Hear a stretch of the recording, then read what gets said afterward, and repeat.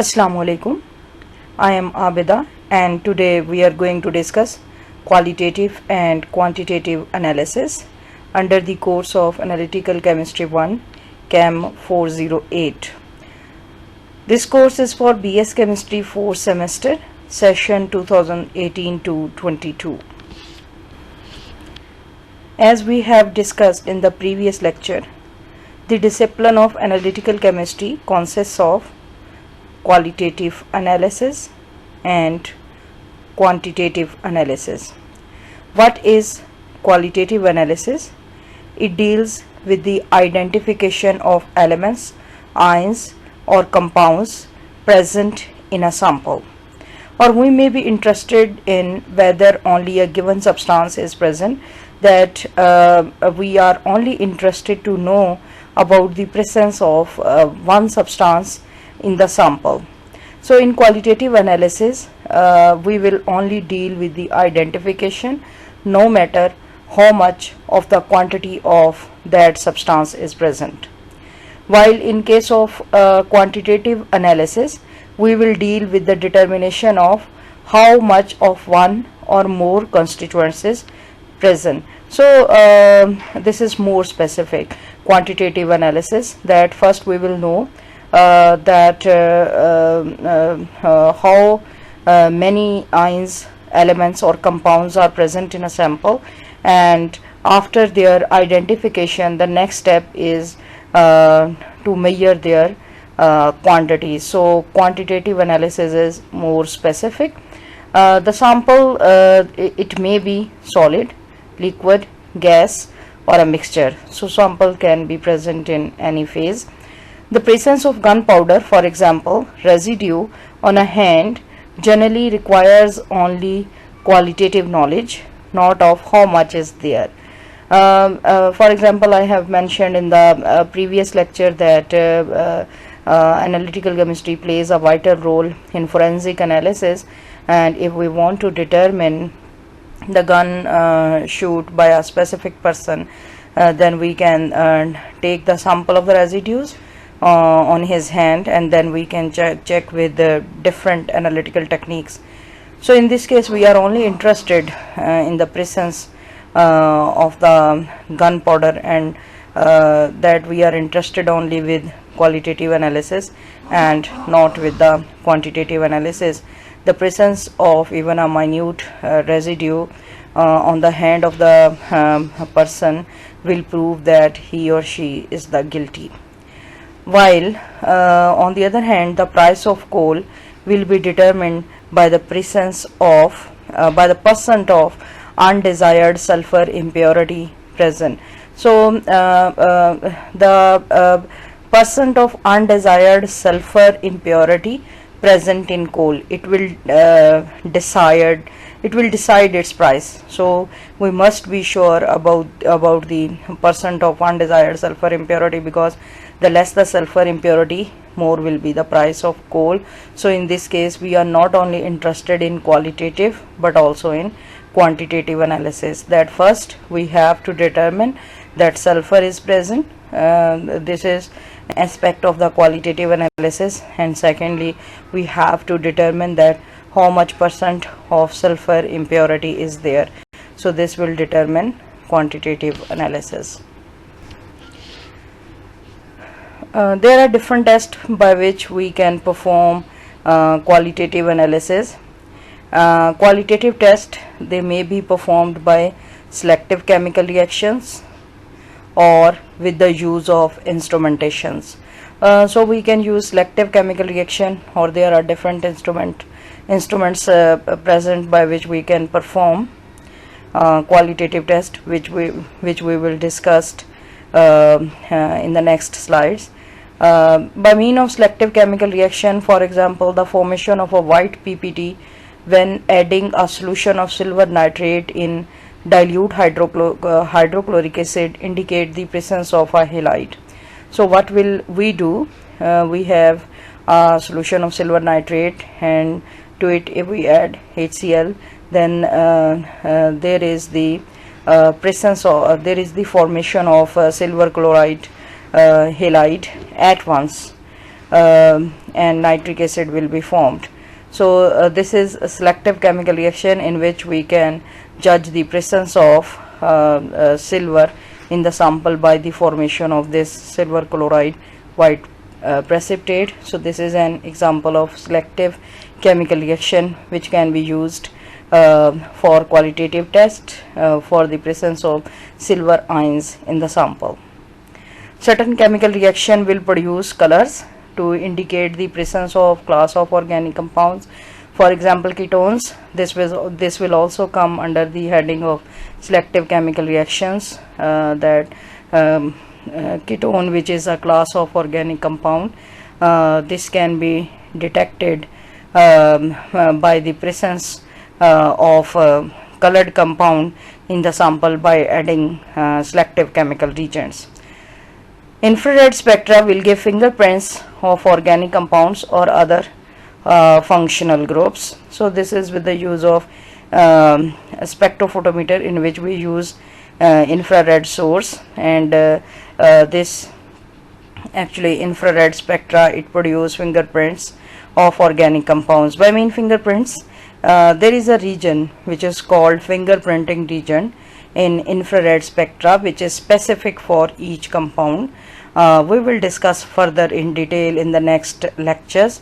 What we will do, we can compare this fingerprint region of each compound, or the compound to be identified with the fingerprints of the other compound present in the present in the literature, and in this way we can compare the fingerprints of two compounds, and this will serve as identification of the specific sample of the specific compound present in the sample.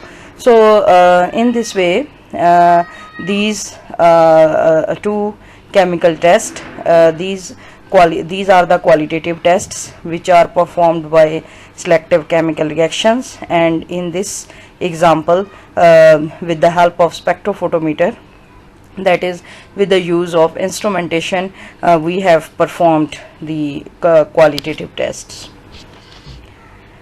There are two important terms, selective and specific. So we must be clear about these two terms, that what is selective and what is specific. So a selective reaction or test is the one that can occur with other substances but exhibits a degree of preference for the substance of interest.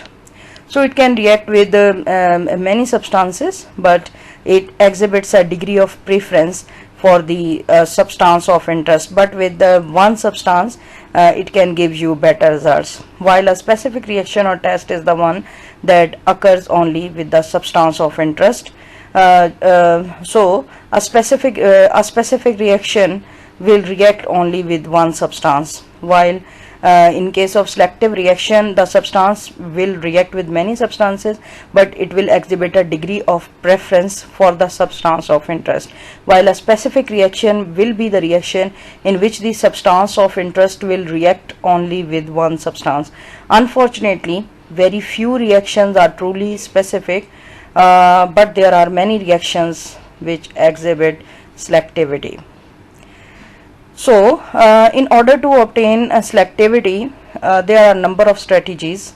For example, sample preparation, which include extractions, precipitations, instrumentation. In case of instrumentation, we can use selective detectors which can detect only the desired amount or the desired component of the sample.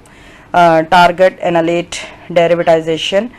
So we can derivatize the compound which we want to analyze.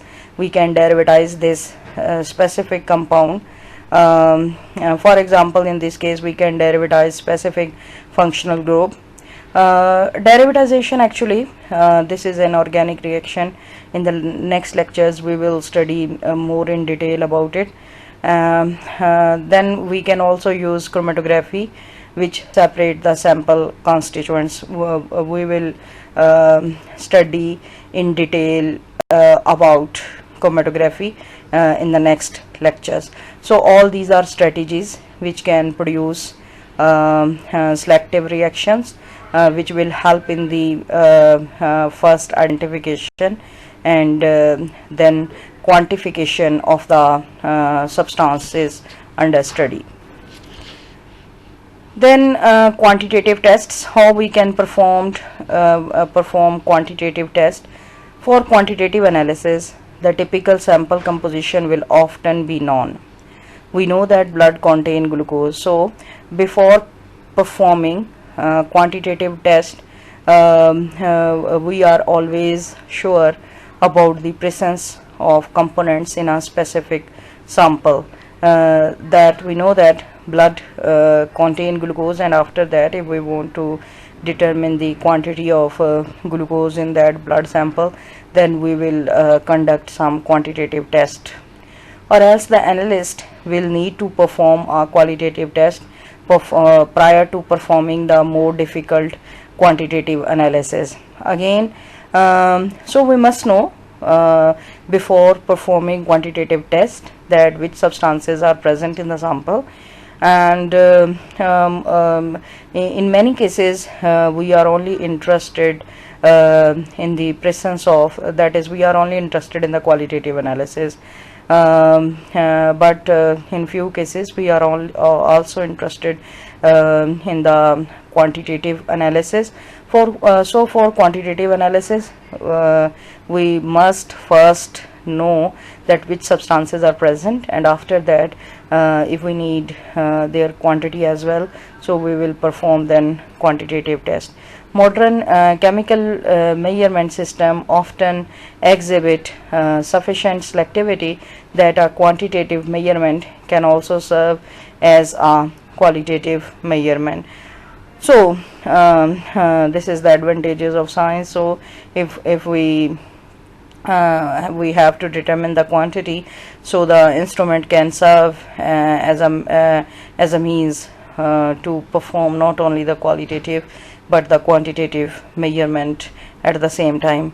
However, simple qualitative tests are usually more rapid and less expensive than quantitative procedures. So as I have already mentioned, that qualitative tests are simple, they are rapid and less expensive than quantitative procedures. Qualitative analysis has historically been composed of two fields, inorganic and organic. So yes, you may have different courses on inorganic and organic, so you must have the history of inorganic and organic reactions before you go to the analytical lab in order to detect the elements, ions or compounds which are present, and then in order to find their quantity you must have background knowledge from inorganic and organic chemistry, that how these reactions are going to proceed. Then we will compare qualitative versus quantitative. In comparing qualitative versus quantitative analysis, consider, for example, the sequence of analytical procedures followed in testing for banned substances at the Olympic Games. So after the end of this explanation, we will very well understand the difference between qualitative and quantitative analysis, and in this topic we will also discuss that which experimental techniques, whether these are chemical or physical, can be used to perform qualitative or quantitative analysis. So in Olympic Games, the list of prohibited substances includes about 500 different active constituents. They include stimulants, steroids, beta blockers, diuretics, narcotics, analgesics, local anesthetics, and sedatives. But for this, the key point is some of these substances, these are detectable only as their metabolites. Many athletes must be tested rapidly, and it is not practical to perform a detailed quantitative analysis on each. So in all these substances, for the detection of all these substances, it is not possible to perform quantitative test for all these substances. So what will doctors do, what will analysts do? They will test the athletes rapidly. First they will actually test qualitatively only from the urine metabolites, right? From the urine metabolites, and then the doctor will decide that they will go for the quantitative test, or only the analytical test can serve their purpose. So there are three phases in the analysis: the fast screening phase, the identification phase, and possible quantification. So in the fast screening phase, urine samples are rapidly tested for the presence of classes of compounds that will differentiate them from normal samples. And for this purpose, the techniques used are immunoassays, gas chromatography coupled with mass spectrometry, liquid chromatography coupled with mass spectrometry. So you can see that for qualitative analysis, these are the techniques used. So samples will be collected rapidly and they will be analyzed by these techniques. So these techniques are used for qualitative analysis: gas chromatography coupled with mass spectrometry, liquid chromatography coupled with mass spectrometry. These are more complex techniques as compared with the aminoacids. The second phase is identification phase. That we have collected the samples, and then we have performed analysis by means of different techniques, and then the second phase is identification phase. About 5% of the samples may indicate the presence of unknown compounds that may or may not be prohibited but need to be identified. So actually we will have a, for example, normal urine sample. In the normal urine sample, the substances, the major component is urea, for example. So if the urine sample contain the unknown compounds, these unknown compounds, they may be allowed or they may be prohibited, but they need to be identified. Samples showing a suspicious profile during the screening undergo a new preparation cycle. So actually we will extract the compounds from the urine sample which have shown a suspicious profile, and then we will perform then the analyst will perform a new preparation cycle, and this will include the organic chemical reactions, including hydrolysis, extraction, and derivatization. So by means of these techniques, they will convert the suspicious compound into another compound which can be detected easily by the qualitative analytical techniques. So depending on the nature of the compound they have been detected, analyst will decide that it will perform on that compound, on that suspicious compound, either hydrolysis in order to convert it into a compound which can be studied easily by, which can be detected or which can be quantified easily by analytical technique. Analyst can use hydrolysis or extraction and derivatization. So this will depend upon the nature of the compound which is suspicious in the sample. The compounds are then identified using the highly selective combination of gas chromatography, mass spectrometry. So in this technique, GC is coupled with mass spectrometry. Gas chromatography will separate the components of the mixture, and mass spectrometry will serve as a technique to identify the different compounds present in the sample by means of mass spectrometry. So this is a highly specific type of instrument in which gas chromatography is coupled with mass spectrometry. In this technique, complex mixtures are separated by gas chromatography, as I have already said, and they are then detected by mass spectrometry, which provides molecular structural data on the compounds. So actually there is a library for the spectra obtained by means of mass spectrometry, which is fed on the present on the computer data. So we can actually computer will perform automatically these analysis, and it will compare the mass spectrometry data obtained from the instrument with the data of the compounds present in its library, and after comparison it will give you the results once the analysis is performed. The MS data combined with the time of elution from the gas chromatograph provide a high probability of the presence of a given detected compound. So we will compare the mass spectrometric data with the time of elution from the gas chromatograph, and this will give us a high probability for the presence of given detected compound.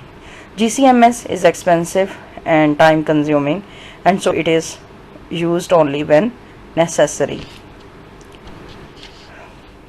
So up till now we have determined that which elements are present, and then we have determined about their nature, and with the help of GCMS we can also determine that the class of compound, and if for example by means of spectrometry in the library of the spectrometer, mass spectrometry, we can also be sure about the presence of a specific compound which is inhibited or which is prohibited if the spectra of the compound present in the urine sample, for example, matches with the compound present in the library. So we can be sure about the presence of the prohibited compound in the sample.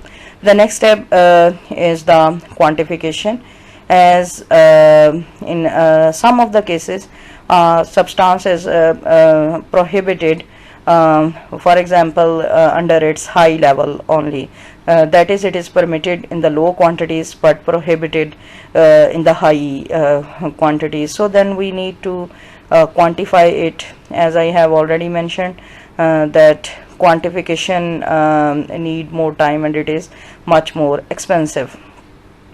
So following the identification phase, some compounds must be precisely quantified since they may normally be present at low levels, for example from food, pharmaceutical preparations or endogenous steroids, and elevated levels must be confirmed. So as I have already said that some of the substances, they may be permitted at their lower concentration, and this lower concentration, it may come from food, from pharmaceuticals or endogenous steroids, but their high levels are prohibited, so they must be quantified, and this is done by using quantitative techniques such as spectrometry or gas chromatography. So by means of spectrophotometry, we can measure the concentration of a substance present in a mixture. We can use, for example, UV visible spectrophotometry, and then we can use gas chromatography, which is more specific as compared with UV visible spectrophotometry. Again, depending upon the substance we want to quantify, nature of the substance we want to quantify, we can use gas chromatography that liquid chromatography or solid chromatography. So this is the last slide of today's lecture, and this will give you an overview of classification of techniques as qualitative and quantitative. Analytical techniques, as we have studied, they are divided into two groups: qualitative, in which we are concerned about the quality, that which element, ions or compounds are present, and quantitative, that what is the amount of these ions, elements or compounds in the specific sample. In order to perform qualitative analysis, there are two types of tests: chemical and physical. Chemical tests, they include hydrolysis, precipitation, derivatization and immunoassays. Depending upon the components present in the sample, we may go for hydrolysis